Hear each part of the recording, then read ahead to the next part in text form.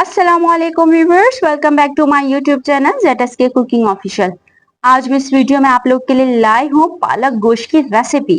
पालक गोश्त तो हर कोई बना लेता है, लेकिन इसका रंग हरा भरा रखने के लिए आखिर हम इसमें डालते क्या है वो मैं बताऊंगी वीडियो के एंड में, तो इन वीडियो को लास्ट तक जरूर देखिएगा। चले रेसिपी स्टार्ट करते हैं। इसके लिए सबसे पहले 1 कप ऑयल लेना है। इसमें एक तेजपात, एक दालचीनी का टुकड़ा, एक बड़ी इलायची, 2 लौंग और 1 चाय का चम्मच जीरा मैंने ऐड किया है और इसको थोड़ा सा हम इसमें पकाएंगे। और इसके बाद मैंने इसमें ऐड करना है एक मीडियम साइज का प्याज स्लाइस शेप में कट किया हुआ। इसे हमने ज्यादा नहीं पकाना, ब्लैक शेड में नहीं लेकर जाना, वरना तो आपका सालन भी काला काला रहेगा। आपने सिर्फ इसको इतना पकाना है जब ये पिंक शेड में आ जाए। और उसके बाद जो है हम इसमें ऐड करेंगे अदरक लहसुन का पेस्ट, 1 खाने का चम्मच भर के ऐड करना है। मैं अदरक लहसुन का इस्तेमाल खानों में ज्यादा करती हूँ क्योंकि इससे खानों के जायकों में और इजाफा होता है। और इसी के साथ मैंने ऐड किया है आधा किलो गोश्त ऐड किया है। ये बड़े का गोश्त आप चाहे चिकन में भी बना सकते हैं। गोश्त जो है वो हड्डियों वाला होना चाहिए, इसमें और जायका आता है। इसके बाद मैंने एक मीडियम साइज का इसमें टमाटर ऐड किया है। इसको हमने थोड़ा सा मिक्स करने के बाद मैं जो है टमाटर के साथ ही हमेशा मसाले ऐड करती हूँ। इससे टमाटर भी जल्दी सॉफ्ट हो जाते हैं और मसाले अच्छे से भून जाते हैं। मैंने ऐड किया है आधा चाय का चम्मच हल्दी, 1.5 चाय का चम्मच पिसी हुई लाल मिर्च, 2 चाय का चम्मच धनिया पाउडर, नमक जो है हस्बे जरूरत में ऐड करूंगी। और इसको हमने अच्छे से भूनना है इस टमाटरों के साथ, ताकि तेल जो है ऊपरी सतह पर आने लगे और टमाटर भी अच्छे से इसमें गल जाए, हल होने लगे। हमने इसको इतना पकाना है कि टमाटर और प्याज बिल्कुल मैश हो जाए। इसी के साथ अब मैं ऐड करूंगी तकरीबन 1 कप दही मैंने ऐड किया है।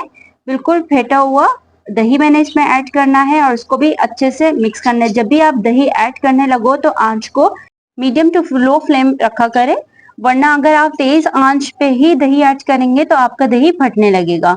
और कहीं कहीं देखिए टमाटर अभी रहते हैं, तो उसको मैं चम्मच की मदद से थोड़ा सा मैश कर रही हूँ ताकि हमारा मसाला फुल मैश हो।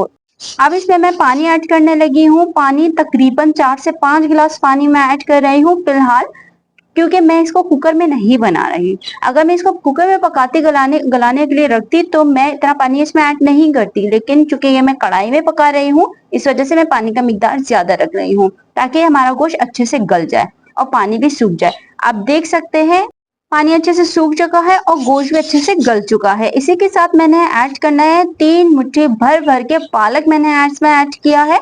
पालक को हम बहुत पतला नहीं काटेंगे, जितना हम पतले पालक को काटते हैं उतना पालक अपना पानी छोड़ता है। तो पालक को हमने ज्यादा ना मोटा काटना है ना ज्यादा पतला काटना है। और इस पालक को हमने तेज आंच पे पकाना है। तेज आंच पे इस वजह से कह रही हूँ ताकि पालक का पानी जल्दी से सूख जाए और पालक का कलर भी डिम ना हो। और इस पे हमने ढकना बिल्कुल भी नहीं रखना। अगर हम इस पे ढक्कन रख के इसको पकाएंगे तो इसका कलर ब्लैक होने लगेगा। अगर आप चाहते हैं कि मेरा सालन पकने के बाद भी पालक जो है उसका हरा रहे, तो इसमें यही मेन पॉइंट है कि इस पे हमने ढक्कन रख के इस पालक को नहीं गलाना, बल्कि ढक्कन हटा के तेज आंच पे इस पालक को जल्दी से इसके पानी को सुखाना है। और आप देख सकते हैं इसके कलर को, इवन के अभी भी ग्रीन है। और एंड जो मैंने पॉइंट बताना था वो यही है कि नींबू का रस ऐड करने से भी आपका पालक कभी ब्लैक नहीं होगा, हमेशा हरा ही रहेगा। एक तो ढकने रखने से आपका पालक ब्लैक हो जाता है और दूसरा यह है कि आप नींबू का रस ऐड नहीं करते, इस वजह से पालक आपका ब्लैक हो जाता है। 3 से 4 अदद हरी मिर्च डाल के इसमें मैंने ढकना रख दिया था 1 सेकंड के लिए सिर्फ।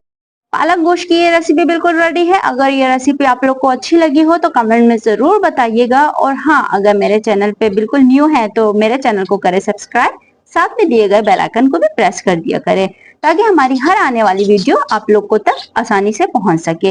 इंशाल्लाह मिलते हैं नेक्स्ट वीडियो में, तब तक के लिए अल्लाह हाफिज।